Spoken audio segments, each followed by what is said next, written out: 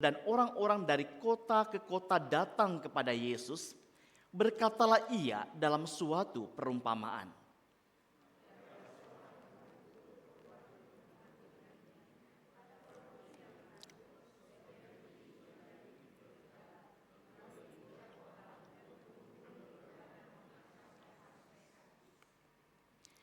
Sebagian jatuh di tanah yang berbatu-batu, dan setelah tumbuh ia menjadi kering karena tidak mendapat air.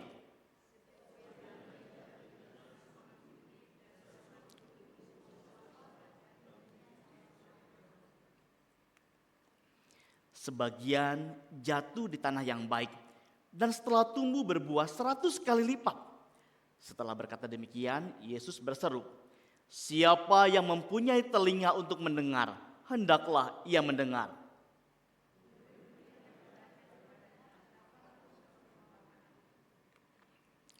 Lalu ia menjawab, "Kepadamu diberi karunia untuk mengetahui rahasia-rahasia kerajaan Allah.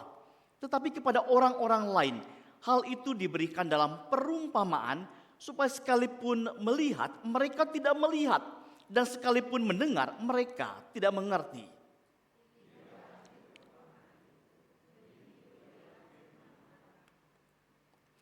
Yang di pinggir jalan ialah orang-orang yang mendengarnya. Kemudian datanglah iblis lalu mengambil firman itu dari dalam hati mereka, supaya mereka jangan menjadi percaya dan diselamatkan.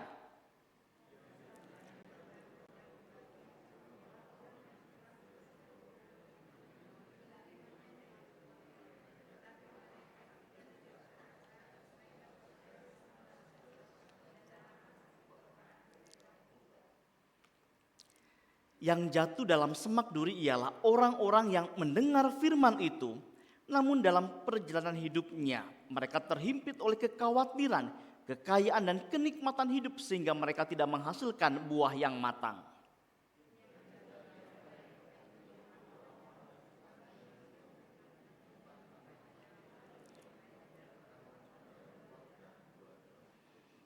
Demikian kita sudah membaca firman Tuhan dari Lukas 8 ayat 4 sampai 15, dan biarlah setiap kita menjadi orang-orang yang terus dengan setia membaca, merenungkan dan juga melakukan firman ini dalam kehidupan sehari-hari. Bapak Ibu Saudara, kalau kita mengingat tentang pelayanan Yesus, dalam pelayanannya banyak orang yang datang kepada Yesus, dan kalau kita membaca teks Alkitab ini tadi, dituliskan bagaimana banyak orang berbondong-bondong datang untuk mendengarkan Yesus.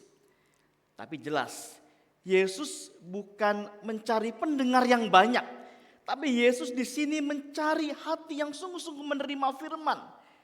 Dan oleh karena itu kemudian Yesus menyampaikan perumpamaan ini. Perumpamaan yang mau menegaskan bahwa semestinya kita punya hati yang sungguh-sungguh datang kepada Dia. Menarik bagaimana kalau kita mencoba membaca Lukas 8 ayat 4 sampai 15, perumpamaan ini bukan sekedar sebuah cerita pertanian belaka. Memang kalau kita membaca Matius, Markus dan Lukas, semua mencatat perumpamaan ini. Dan semua menyampaikan betapa pentingnya firman Allah ini. Bapak Ibu Saudara, kalau kita membaca teks Alkitab ini, ada sebuah gambaran bagaimana firman Allah yang bekerja dan bagaimana respons hati manusia. Dan kalau kita membaca dengan detail teks Alkitab ini, di balik kisah perumpamaan ini, Yesus mau menunjukkan bahwa tanpa anugerah Allah yang berdaulat, hati manusia tetap hati yang keras dan hatinya tidak akan mampu menghasilkan buah. Jadi kalau kita mencermati perikop ini, jelas ada anugerah Allah yang besar yang ditujukan kepada anak-anaknya. Mari kita cermati terlebih dahulu konteks perikop Alkitab ini. Kalau kita melihat pada zaman Yesus tinggal, jelas ya bertani ini merupakan cara yang bekerja yang sederhana. Dan sampai sekarang pun memang zaman semakin canggih. Orang menabur benih pun sekarang udah lebih canggih lagi. Tapi pada waktu itu begitu sederhana. Jadi Bapak Ibu Saudara, orang atau petani itu menaburkan benih yang diambil dari sebuah tas yang dikalungkan pada leher dan juga bahunya. Jadi seperti gambar ini, tas tergantung di depannya Dan dengan langkah yang berirama, penabur ini akan menaburkan benih di sepanjang jalur-jalur tanah yang sudah dibuatnya. Dan penabur tentunya ketika dia menaburkan benih, dia tidak memperhatikan di mana benih itu jatuh. Jadi tentu saja dia tidak memperhatikan apakah benihnya jatuh di pinggir jalan atau jatuh di tanah yang dangkal dengan batu-batu yang banyak atau di atas semak duri. Yang jelas penabur saat itu fokus hanya pada menaburkan benih. Dan deskripsi dari Yesus tentang perumpamaan ini begitu akurat. Karena merupakan kejadian sehari terjadi dalam hidup bermasyarakat pada waktu itu. Dan penabur sekali lagi tidak dapat mencegah biji-biji itu atau benih-benih itu tumbuh dimanapun. Cepat atau lambat memang bisa jadi burung akan memakan benih yang ditaburkan. Tetapi tentu saja petani atau penabur ini mengharapkan hasil panen yang besar. Bapak Ibu Saudara, kalau melihat konteks pada masa lalu, hasil rata-rata panen itu biasanya itu kurang dari 10 kali lipat. Seorang petani atau penabur dianggap mendapatkan hasil yang luar biasa besarnya kalau bisa mendapatkan hasil panen sampai 30 kali lipat, apalagi 60 kali lipat. Tapi sangat jarang mendapatkan hasil 100 kali lipat. Kecuali kalau kita membaca Kejadian 26 ayat 12 ditunjukkan bagaimana ada hasil panen yang begitu besar. Tapi singkatnya, penabur tidak memperhatikan benih yang hilang saat menabur. Hanya menunggu waktu panen tiba dengan penuh harapan bahwa dia akan mendapatkan hasil panen yang berlimpah. Bapak Ibu Saudara, menarik bagaimana di bagian awal kita akan mencermati tentang sang penabur dan juga benih. Kalau kita membaca ayat 5 dan 11 ditunjukkan bagaimana penabur itu adalah Kristus sendiri. Dan tentu saja pada masa kini dilanjutkan oleh gereja melalui pemberitaan Injil. Bapak Ibu Saudara, penabur ini menunjukkan bagaimana ada bagian yang Tuhan terus kerjakan sampai saat ini. Ada firman terus disampaikan. Kalau kita mencoba menyadari dan mengingat, bukankah dalam ibadah kita pun penyampaian firman atau khotbah itu memiliki dalam tanda kutip porsi atau jatah paling besar dalam ibadah kita. Kalau kita ke gereja, misal selama 1 jam kita beribadah di gereja, berapa lama kita mendengar firman? Rata-rata minimal 30 menit kita mendengar firman. 30 menitnya pujian dan yang lainnya. Mengapa porsi firman Tuhan mendapatkan bagian yang begitu banyak? Jelas sekali, alasannya adalah setiap kita diarahkan untuk terus hidup sesuai dengan firman Allah ini. Setiap kita diarahkan supaya hati kita terus berpedoman pada firman yang menjadi penuntun dalam kehidupan setiap kita. Bapak Ibu Saudara, dalam perumpamaan ini Yesus langsung menjelaskan bahwa benih itu adalah firman Allah. Benih melambangkan firman Allah dan sama seperti benih itu mengandung kehidupan, firman Allah pun membawa kehidupan yang baru. Bapak Ibu Saudara, dalam konteks sejarah penebusan, Kristus adalah sang firman. Ya, sang firman yang datang ke dalam dunia ini, yang datang untuk kemudian memberikan hidup kepada setiap kita. Dan semua orang memang mendengar firman, tapi ternyata tidak semua orang hidupnya itu mengalami perubahan. Dan perumpamaan penabur ini mau menyingkapkan bukan soal kelemahan benih atau firman Allah, melainkan respons hati manusia. Masalahnya bukan pada benih, bukan pada firman yang jelas firman itu hidup dan berkuasa, tetapi pada tanah yaitu hati manusia. Benih itu tidak otomatis berbuah di setiap hati karena ternyata hati manusia itu begitu keras, penuh dosa, dangkal dan bercabang. Dan Injil mengingatkan sekali lagi, masalahnya bukan pada benih, tapi pada tanah. Dan jangan berpikir bahwa kita bisa memperbaiki hati sendiri. Dan Injil menegaskan, hati kita mati dalam dosa.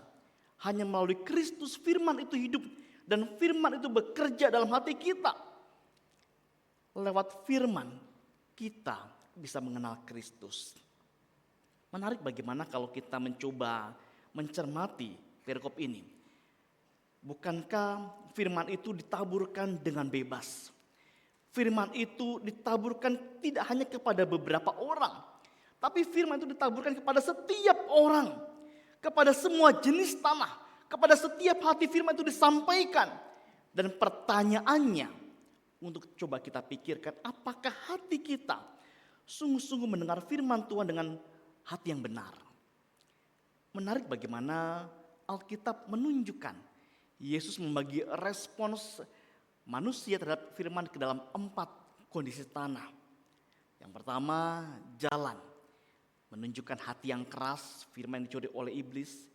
Yesus pun menunjukkan hati yang seperti batu-batu ini. Hati yang dangkal, cepat bertumbuh lalu layu karena pencobaan. Tapi juga ada hati yang seperti semak duri ini. Hati yang bercabang, firman terhimpit oleh kekhawatiran dan juga kenikmatan dunia. Dan juga ada ini, tanah yang baik. Hati yang terbuka, hati yang memegang teguh firman, hati yang berbuah dengan ketekunan. Bapak Ibu Saudara, dengan logika kita manusia, kita akan berkata, ngapain sih Yesus kok sampai 4 jenis? Cukup 2 aja deh, tanah yang baik dan tanah yang tidak baik. Kenapa sampai harus ada 4 jenis tanah? Ketika Yesus menyampaikan 4 jenis tanah ini mau menunjukkan betapa beragamnya hati manusia. Dan ini pun menunjukkan bahwa masing-masing kita pun ternyata punya hati yang begitu beragam. Mungkin seperti ini nih, tanah di pinggir jalan, tanah yang berbatu-batu, tanah di semak duri, atau mungkin tanah yang baik. Bapak Ibu Saudara, kita akan mencermati bagian ini nanti dengan lebih detail. Tapi saya ingin menegaskan kepada setiap kita bagaimana firman Allah itu menjangkau hati setiap orang. Firman Allah itu menjangkau hati para pendengarnya. Namun sebelum firman itu kemudian bisa bertumbuh, ya, sebelum firman itu berakar, sebelum firman itu mempengaruhi anak-anak Tuhan, ya, atau setiap orang, seringkali ternyata ada yang datang dan merampas. Ada yang datang dan merampas sehingga firman itu tidak bisa berakar, tidak bisa bertumbuh dan juga berbuah. Injil Matius memakai kata si jahat, lalu Injil Markus memakai kata setan, dan Injil Lukas yang kita baca tadi memakai kata iblis. Ya, si jahat, setan atau iblis ini mencoba mengganggu kita, mencoba menjauhkan kita dari firman. Dan bukankah ini terjadi dalam kehidupan kita? Mari kita berhenti sejenak dan mencoba mengevaluasi. Ketika datang beribadah mendengar firman, apakah hati kita sungguh mendengar firman? Bapak Ibu Saudara, kemajuan teknologi itu baik. Tapi terkadang membuat orang tidak bisa dengan sungguh-sungguh datang kepada Tuhan mendengarkan firman. Dalam pengalaman-pengalaman atau ketika mencermati setiap ibadah-ibadah di berbagai tempat, masih ada, ya tidak sedikit, malah banyak kadang-kadang, anak-anak Tuhan atau orang-orang yang datang beribadah ke gereja, bukannya menundukkan hatinya, tapi kemudian asik dengan dirinya sendiri. Ketika beribadah, dengar khotbahnya, aduh yang ngomong membosankan, bikin ngantuk, scrolling. Atau mungkin, wah bener gak ya dari sampai kali pengkhotbahnya, cari di smartphone kita masing-masing. Atau juga saya pernah mendapati, ada anak remaja, ya ini ketika saya datang ke sebuah gereja dan ini anak remaja, saya di belakangnya. Kemudian saya melihat bagaimana dia duduk sama orang keluarganya, ya, tapi dia asik bermain game. Saya prediksi dia mungkin anak SMA, tapi dia asik bermain game, bukannya fokus untuk kemudian mendengarkan firman. Tapi sekali lagi, inilah realita yang muncul, bahwa si jahat, setan atau iblis selalu menjauhkan kita dari firman. Memang secara teologis manusia itu gak mampu mengubahnya sendiri. Hanya Roh Kudus yang mampu mengubah hati manusia, yang mampu melembutkan hati yang keras menjadi hati daging, itu istilah yang coba dimunculkan. Hati yang lembut. Bapak Ibu Saudara, saya tidak tahu apakah setiap kita masih suka mendengar radio. Saya suka dengar radio, apalagi ketika mengendarai misalnya mobil. Bapak Ibu Saudara, bagaimana supaya kita bisa dapat dengar musik dengan baik di radio? Tentu kita harus menyetel frekuensinya ke arah yang tepat. Ya Bapak Ibu Saudara, hati kita pun perlu diatur supaya frekuensinya tepat. Sehingga setiap kita bisa menangkap dan mendengarkan suara Allah. Ibu saudara, setiap kita semestinya terus memeriksa hati kita. Setiap kali mendengar firman, apakah hati kita keras, dangkal, bercabang, atau subur? Seorang pengkhotbah KKR terkenal bernama Billy Graham, dia pernah berkata seperti ini. Firman Allah itu selalu sama. Injil yang diberitakan tidak berubah. Yang membedakan adalah kondisi hati kita. Pertanyaannya, hati kita seperti tanah yang mana? Mengeraskan hati setengah-setengah, terikat dunia, atau membiarkan firman itu berbuah dalam kehidupan sehari-hari. Mari kita coba cermati dengan lebih detail respons hati manusia yang dimunculkan oleh Tuhan Yesus. Bapak saudara, yang pertama ditulis oleh Alkitab, tanah di pinggir jalan. Bapak saudara, di ayat 5 dan ayat 12 dituliskan bagaimana firman itu didengar. Tapi ternyata firman itu tidak dipahami. Sehingga dikatakan iblis itu mengambilnya. Itu kata Alkitab. Iblis mengambilnya sehingga kemudian dia tidak percaya kepada Kristus. Di bagian awal ini mau menunjukkan kepada kita sebuah gambaran hati yang begitu keras. Hati yang tertutup, hati yang tidak memberi ruang bagi firman. Bapak saudara, ini menunjukkan betapa manusia sudah jatuh dalam dosa sehingga dia buta secara rohani. Manusia tidak bisa mendengar firman. Butuh anugerah Tuhan untuk bisa mendengar firman ini. Nah, seorang tokoh reformasi mengatakan bahwa hati manusia jika tidak diperbaharui oleh Roh Kudus selalu menolak firman Allah sekeras jalan yang diinjak-injak. Ibu saudara, ketika memikirkan tanah di pinggir jalan ini, Billy Graham pun pernah berkata ya dalam tulisannya, karena dia seorang pengkhotbah KKR, dia memberi contoh ini. Ada orang yang datang ke KKR karena hanya diajak oleh teman atau penasaran. Kemudian orang ini mendengar Injil, tapi wajahnya tetap datar gitu ya. Jadi setelah acara KKR, biasanya keluar dari acara, bercanda, makan bersama dengan teman-temannya, dan seolah tidak pernah mendengar apa-apa. Bapak saudara, bagi Billy Graham ini merupakan sebuah contoh bagaimana Injil tidak masuk sama sekali. Seperti benih yang dimakan oleh burung. Dan menarik bagaimana contoh lain yang juga dicoba dimunculkan adalah bagaimana seringkali ada orang yang datang misalnya seperti kita saat ini. Datang dalam ibadah di hari Minggu. Mendengar khotbah tentang kasih karunia Allah. Tapi pikirannya terus melayang ke hal-hal yang lain. Nanti pulang dari gereja mau kemana nih ya? Mau masak apa ya? Bapak Ibu Saudara, begitu keluar dari gereja apa yang didengarnya? Itu rasanya atau sepertinya menguap begitu saja. Seperti jalan yang keras, benih tidak pernah masuk. Atau mungkin ketika kita membaca renungan di rumah ya. Renungan pakai handphone kita atau smartphone kita. Baru selesai baca satu paragraf misalnya ayat Alkitab atau renungannya, tiba-tiba ada notifikasi pesan muncul di media sosial. Kemudian dilihat notifikasinya. Oh, ada video yang lucu. Kemudian tertawa melihat video itu. Lupa apa yang tadi sedang dibaca. Tapi saudara, firman gak masuk ke hati karena tidak ada fokus yang terarah dan tertuju kepada Kristus. Ini gambar tentang tanah di pinggir jalan. Bagaimana tidak bertumbuh bahkan apalagi berbuah. Bertumbuh saja tidak apalagi berbuah. Tapi kemudian Alkitab pun menunjukkan bahwa ada jenis tanah yang jatuh di tanah berbatu-batu.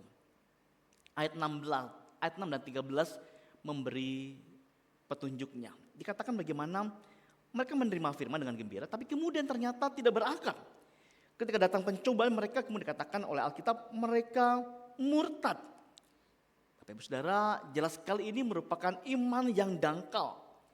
Bapak Ibu Saudara, bukan iman yang berasal dari karya Roh Kudus. Karena iman yang sejati tidak lahir dari perasaan sesaat saja. Iman yang sejati lahir dari Roh Kudus yang memberikan akarnya. Bapak Ibu Saudara, orang yang sungguh-sungguh di dalam Tuhan, dia akan berakar dan bertumbuh di dalam Kristus. Bahkan ketika mendengar firman pun, dia akan terus berbuah. Bapak Ibu Saudara, hanya iman yang oleh Roh Kudus yang bertahan, bukan iman buatan manusia. Bukan sukacita sementara yang membuktikan kita orang Kristen sejati. tapi yang bertahan di tengah penderitaan. Bapak Saudara, terkadang kalau lihat ya, sekarang memang sudah jarang ada KKR, tapi kalau dulu ketika saya lihat ada orang yang datang ke KKR kemudian dia menangis, dia berdoa dan bahkan kemudian maju ke depan dan berjanji untuk berubah. Namun setelah pulang kemudian ketika kembali ke lingkungan yang lama ya dengan penuh godaan, ketika teman-temannya mengajak mabuk atau hidup bebas, ya imannya menjadi hilang. Orang itu bersemangat tapi kemudian tidak bertahan karena imannya hanya sebatas emosi sesaat dan kemudian dia tidak berakar. Ada juga orang yang kemudian ketika dia sudah percaya kepada Yesus, dia mulai rajin ke gereja karena merasa Injil itu memberikan pengharapan. Tapi ketika dia menghadapi kegagalan dalam usaha atau ditolak dalam pekerjaan, dia kecewa kepada Tuhan. Dia kecewa dan marah kepada Tuhan dan meninggalkan Tuhan. Firman belum berakar dalam hatinya. Dia meninggalkan Tuhan dengan berkata, kalau Tuhan baik, mengapa saya susah? Mengapa saya menderita? Bapak Saudara, ada keluarga yang kemudian juga baru percaya kepada Tuhan dan sangat antusias di awalnya.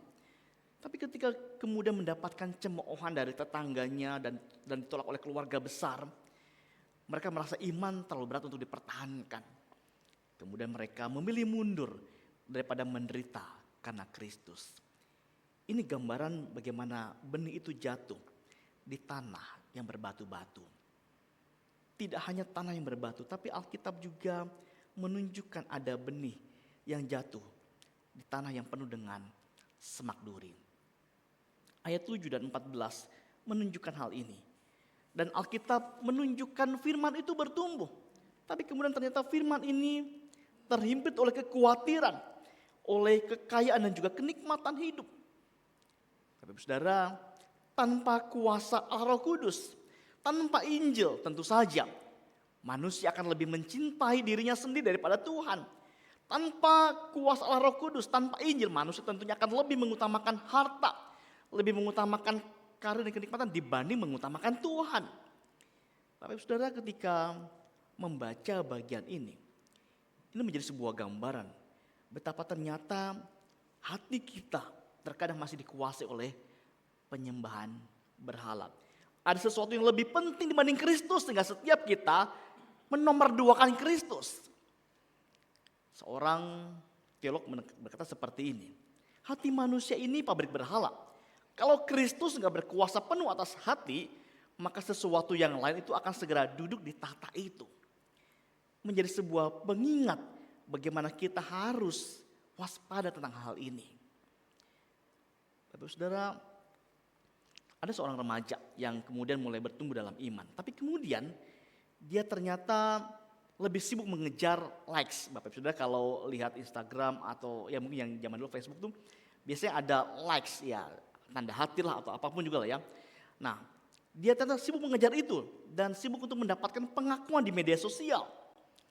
Identitasnya anak remaja ini ya bergeser dari anak Allah menjadi orang atau menjadi remaja yang harus tampil keren di depan orang lain. Ada sebuah pergeseran ketika hatinya tidak tertuju kepada Tuhan. Ada juga seorang pemuda. Seorang pemuda ini rajin ikut ibadah, rajin ikut kelompok kecil, tapi kemudian setelah bekerja, dia sibuk mengejar karir dan promosinya. Perlahan-lahan kemudian dia gak punya lagi waktu untuk membaca firman, berdoa, bahkan melayani. Firman yang dulu dia terima akhirnya tertutup oleh ambisi pribadinya. Dia menomorduakan Tuhan. Atau mungkin juga Bapak Ibu Saudara pernah mendengar kisah tentang sesama kita. Ya, orang-orang yang mungkin sangat khawatir soal masa depan ekonomi. Cicilan yang gak beres-beres, ya cicilan rumah, masalah pendidikan anak yang kaya makin lama makin tinggi. Biaya hidup yang begitu besar yang harus dijalani. Dan seringkali hal ini kemudian membuat kita lupa untuk bersandar kepada Tuhan. Kekhawatiran membuat kita sulit untuk percaya pada janji Tuhan. Kita perlu waspada akan hal ini. Jangan sampai hati kita menjadi tanah yang penuh dengan semak duri.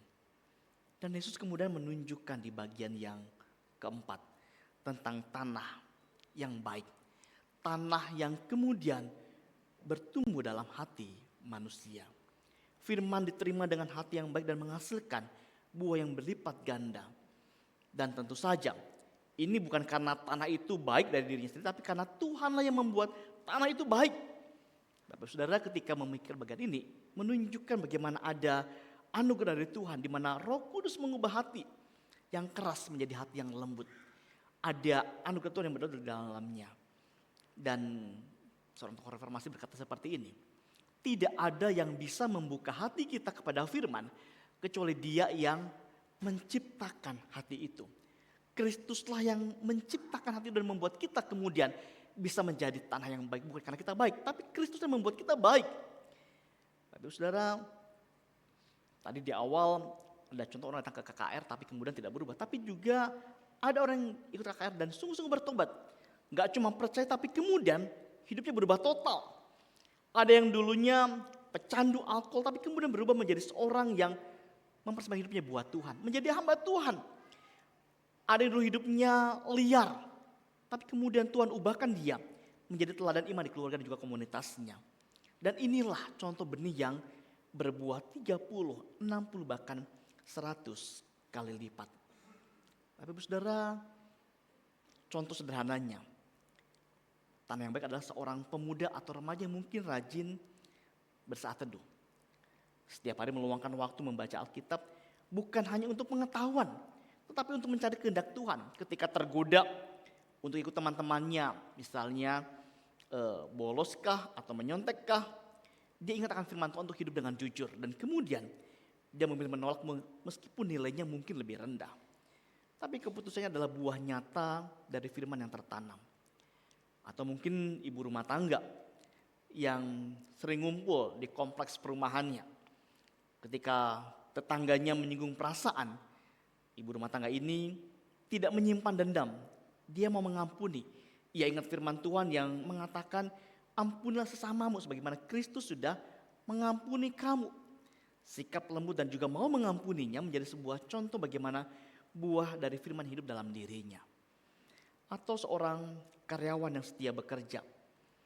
Karyawan ini mendapat kesempatan untuk kemudian korupsi kecil-kecilan di kantor. Tapi kemudian dia ingat firman bahwa harus bekerja untuk Tuhan, bukan hanya untuk manusia. Dan dia memilih bekerja jujur dan rajin meskipun tidak ada yang melihat. Dan ini adalah buah ketekunan dalam firman. Atau seorang jemaat yang berbagi Injil. Setelah mendengar khotbah tentang pentingnya gaya hidup bersaksi, dia mulai memberanikan diri untuk berdoa dan juga menceritakan Yesus kepada orang lain yang sedang mengalami masalah. Keberanian untuk menyampaikan firman atau kesaksian itu menjadi sebuah bukti bagaimana firman bertumbuh subur dalam hatinya. Bapak Ibu Saudara, intinya tanah yang baik itu menggambarkan hati yang terbuka, memelihara firman dan pada akhirnya hidupnya berubah nyata. Tanah yang baik berarti bukan hanya tahu, tapi juga melakukan dan juga bertumbuh dalam ketekunan. Dikatakan oleh Alkitab, tanah yang baik itu mengeluarkan buah dalam ketekunan. Buah tentunya bukan sekedar aktivitas rohani, tapi kehidupan yang diubah oleh Injil. Ada kasih yang dinyatakan, ada ketaatan yang ditunjukkan, ada pengampunan. Dan Injil bukan hanya awal iman, tapi juga kuasa yang memelihara kita hingga berbuah. Mari kita coba periksa hati kita. Adakah buah Injil yang nyata dalam kehidupan kita? Bukan hanya pengetahuan, tapi kita sungguh-sungguh menunjukkan karakter seperti yang Kristus inginkan. Dan masing-masing kita diminta untuk kemudian tetap melekat kepada Kristus setiap hari. Lewat doa, lewat firman, lewat komunitas rohani, yaitu kelompok share dan juga mungkin ibadah di hari Minggu. Bapak Ibu Saudara, dari kisah tentang perumpamaan ini, kita bisa kembali melihat sekali lagi bagaimana ada anugerah Allah yang berdaulat. Tanah yang baik ada karena Allah yang membuat yang baik. Dan kita juga bisa melihat bagaimana ada kedaulatan dari firman Allah. Firman adalah sarana utama Allah bekerja, tapi hanya efektif ketika Roh Kudus itu membuka hati manusia. Dan kita juga bisa melihat ketidakberdayaan manusia Kita nggak bisa dengan usaha sendiri menghasilkan hati yang subur. Dan kita pun dipanggil untuk kemudian bertekun. Buah rohani lahir dari ketekunan yang dikerjakan Roh Kudus dalam hidup orang percaya. Bapak Ibu Saudara, ini yang coba ditunjukkan oleh Yesus dalam perumpamaan tentang seorang penabur. Yesus dalam perumpamaan ini pada dasarnya mau menunjuk dirinya sebagai sang penabur. Sang penabur yang menaburkan benih firman. Dialah firman yang hidup, yang datang ke dunia untuk menyatakan kabar baik keselamatan. Seperti penabur yang murah hati, Yesus menaburkan firman kepada semua jenis tanah. Artinya Injil ditawarkan secara universal. Injil ditawarkan tanpa diskriminasi. Dan ini menunjukkan gambaran kasih karunia Allah yang begitu bebas dan juga melimpah kepada manusia. Tapi Yesus bukan hanya penabur, tapi juga benih yang jatuh ke tanah dan mati supaya menghasilkan buah yang banyak. Yesus dikatakan dalam Yohanes 12 ayat 24, dia adalah benih yang kemudian mati supaya kemudian kita hidup. Dengan kematian dan kebangkitan Kristus, Yesus menghasilkan kehidupan baru bagi banyak orang. Dan buah yang lahir dari tanah yang baik adalah bukti karya Kristus yang sudah lebih dahulu berkorban buat setiap kita. Dan kita sebagai umat Allah yang percaya kepada Kristus hanya bisa berbuah karena Kristus. Dan Injil ini bukan sekedar informasi, tetapi kekuatan Allah yang memberikan hidup kepada setiap kita. Sebagai aplikasi dan juga refleksi untuk kita pikirkan dan renungkan. Mari kita melihat kembali ke hati kita. Kita ini tanah yang mana? Apakah firman hanya sekedar lewat atau sungguh-sungguh berakar dalam hati dan kehidupan setiap kita? Dan kita pun didorong untuk kemudian bergantung pada anugerah Tuhan. Jangan mengandalkan diri untuk berubah. Hanya Roh Kudus yang bisa melembutkan hati kita. Oleh karena itu, setiap kali kita mendengar firman, kita diajak untuk berdoa supaya kita punya hati yang lembut, menjadi tanah yang subur untuk kemudian bisa bertumbuh dalam firman. Kita pun diminta untuk memprioritaskan firman. Dunia dengan segala isinya menawarkan banyak hal, menawarkan kepada kita ambisi, kekayaan dan kenikmatan hidup ini. Tapi hanya firman yang menuntut kita pada kehidupan kekal dan yang sejati. Dan kita pun semestinya hidup dalam buah. Bukti bahwa kita adalah tanah yang baik bukan sekedar mendengar, tapi juga berbuah dalam kasih, dalam kesetiaan, dalam ketaatan. Bapak Ibu Saudara, kita sering berhenti pada pertanyaan ini. Kita berhenti pada pertanyaan, saya ini tanah yang mana? Ya. Hati kita masing-masing ini jenis tanah yang seperti apa? Kita kadang berhenti sampai di sini. Padahal Bapak Ibu Saudara, berita Injil itu lebih dalam. Kita semua adalah tanah yang buruk tanpa Kristus. Setiap kita adalah tanah yang gak penting. Tanah yang begitu buruk sekali sehingga kemudian kita butuh anugerah dari Allah. Dan Kristus datang sebagai penabur yang agung. Dia menabur firman dan bahkan menjadi benih yang jatuh ke tanah agar kita menghasilkan buah. Dan dia memberi kepada kita buah atau hati yang baru. Bapak Ibu Saudara, buah sejati muncul kalau Injil itu bekerja dalam hati kita. Jadi jangan tanya dulu saya tanah yang mana. Namun datanglah kepada Kristus. Satu-satunya yang sanggup mengubah hati kita menjadi tanah yang baik. Seseorang pernah berkata seperti ini. Khotbah itu tidak akan berguna kecuali ia masuk ke telinga, turun ke hati dan kemudian keluar lewat hidup yang diubahkan. Sebuah pengingat buat kita bagaimana setiap kali kita datang beribadah dan mendengar firman, kita punya hati yang lembut yang mau kemudian diubahkan oleh firman dan kemudian hidup sesuai firman. Bapak Ibu Saudara, jangan puas menjadi pendengar khotbah, tapi jadilah pelaku firman karena Yakobus menjelaskan, hendaklah kamu menjadi pelaku firman dan bukan hanya pendengar saja. Sebab jika tidak demikian, kamu menipu diri sendiri. Kiranya Roh Kudus menolong setiap kita supaya hati kita tidak menjadi keras, tidak dangkal, tidak terhimpit oleh dunia, tapi sungguh menjadi tanah yang baik, yang dengan anugerah Allah berbuah bagi kemuliaannya. Dan bila Roh Kudus menolong setiap kita, sungguh-sungguh hidup sesuai dengan firman-Nya, menjadi pendengar dan pelaku firman. Amin. Mari kita berdoa. Terima kasih untuk kesempatan yang Tuhan berikan. Kami boleh kembali membaca, memikirkan dan juga merenungkan bagian firman Tuhan dari Injil Lukas pasal 8 ayat 4 sampai 15. Bagian firman yang telah kami baca menjadi pengingat buat setiap kami bahwa kami ini adalah tanah yang buruk, namun Kristus datang dan memberikan kepada kami hati yang baru. Tuhan tolong kami supaya hati kami menjadi tanah yang baik, bukan tanah di pinggir jalan, bukan tanah yang berbatu, bukan tanah yang disemak duri, tapi sungguh tanah yang baik. Kami harus jujur di hadapan Tuhan bahwa terkadang kami gagal untuk bisa menjadi tanah yang baik. Namun bila Roh Kudus terus memproses kami, menolong kami sehingga sungguh setiap kami bisa menjadi pendengar dan juga pelaku firman. Kami bersyukur buat firman yang telah kami dengarkan dan Tuhan terus tolong kami supaya sungguh kami hidup sesuai dengan firman dan kehendak-Mu. Ini doa syukur kami buat apa yang telah kami dengarkan pada pagi hari ini. Demi Kristus kami berdoa dan bersyukur. Amin.